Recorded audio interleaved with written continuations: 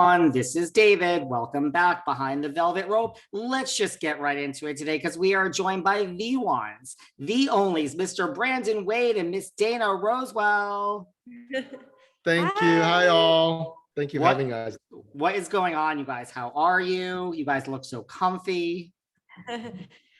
We're actually sick right now. Yeah, we're getting over a sickness, so that's why we look comfy yet stylish, I'd like to call it. Yeah, we were at Tomorrowland, I guess, raving just a few last week, and I guess we caught a little bit of a cold. Yeah. Well, I was gonna say, you guys still match. I mean, is this why you're destined to be together? You're both in the same color. I mean, Absolutely. Yeah, I suppose so. You're right. Well, listen, first of all, congratulations on your engagement. I have so many things to talk about. I want to hear all about it. There's so much to talk about. But before we get there, I just want to say, Brandon, like I followed your career for a really long time, looking back, growing up in Singapore, from a traditional Chinese family, like, did you ever think you'd be sitting here engaged to this beautiful woman? No, I was just telling Dana just last week, I was, sitting there thinking, well, if I was my 14-year-old self back then, looking at the me now, I'll be like, what the hell? Like, this is not even reality. So this is not a reality in that sense. I mean, I literally created this reality for myself. Well, I mean, that's like the American dream, right? It is. And it's funny because back then, at that age, I was going into my parents' bedroom in secret, looking at the stash of Playboy magazine, wishing that I would live a Hugh Hefner life. And then I proceeded on my entire life chasing after what I thought was the life that would make me happy. And I got there, and then I was really unhappy. And in that moment of real unhappiness, I found Dana, who then showed me what love actually is. So I have so much to say about that because I think there's just so much, especially with Instagram and social media. I've got so much to say about that. Okay. Is this true though that, just focusing on the business aspect just for a minute, and then I do want to talk about your love. Is it true? I read that you went to MIT. I know that, and you were there on a scholarship that required you to go back to Singapore. And when you decided not to return, you cost your parents $300,000. Is this true? All absolutely true. In fact, when I graduated, my dad and my mom flew over to see me and wanted to make sure that that was the right decision, because that would also mean I would never be able to return to Singapore again unless I want to spend 2 years in prison over there, right? And I had to make that choice, being a rash young boy as I was back then, young man, I suppose. But my dad said, I support your choice no matter what, but we just want you to realize to make a smart decision. And I made a stupid decision.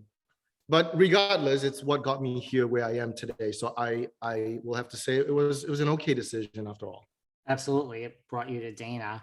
Where did you guys, because listen, I know, you were in consulting, you started seeking arrangement. Like, where did you guys meet? Did you meet on that website or did you meet somewhere else? Well, Dana, you want to say? Yeah, we did meet on the site. I was on it for less than a day, like less than 12 hours, honestly. Like, he's the only person that I reached out to because I actually reached out to him first. And then we just started talking and the connection just grew from there. Like, it's just, sometimes it's those people that you meet that you just connect with and everything just makes sense. And it was really that. Wow.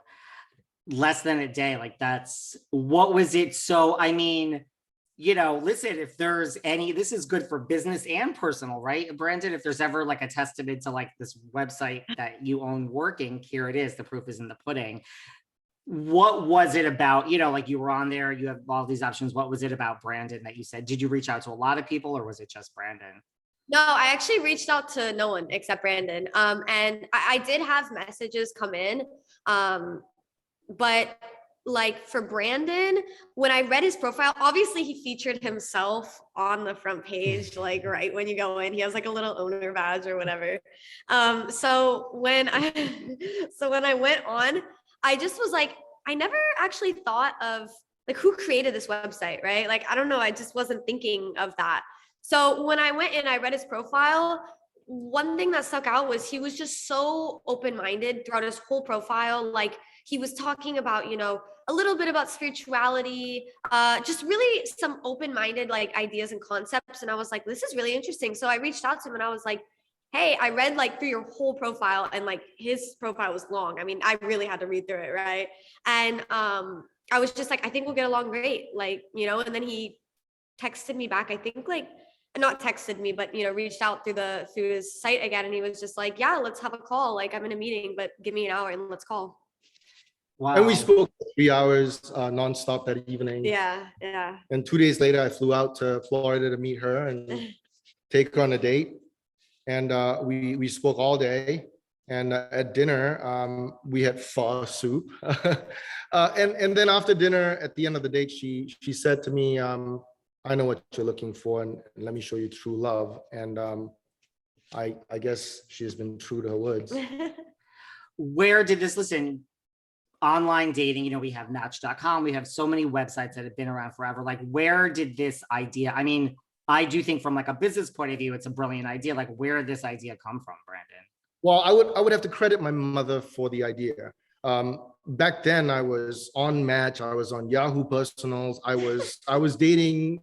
I even joined a dating agency back when I was in Boston, and I would get very few dates. Unfortunately, I'm just not a really handsome dude. Like, No. well, like those are the handsome dudes, who do well on apps like Tinder. And so my mom's idea has always been the advice for me to study hard, because she said when you are successful and you are able to be generous, that's one way in which women, feel love, is when you get gifts for them. For her, that's what it is. You're able to take care of the family. So generosity would attract a lot of female attention. So it is a way in which you can use as a bait to date. And so that's where Seeking Arrangement came from. Wow. I mean, listen, it's a concept like as old as time. It makes sense. Like, either an older man or women, that's more successful with someone younger. I see no stigma in any of this. Like, why, listen, this website, it was like World War III when you came up with this website. There was so much out there, like, why was there so much opposition to this? Well, first of all, it's taboo, right? You're talking about money, you're talking about sex, and then you're talking about all the huge disparity of wealth and age and all of that.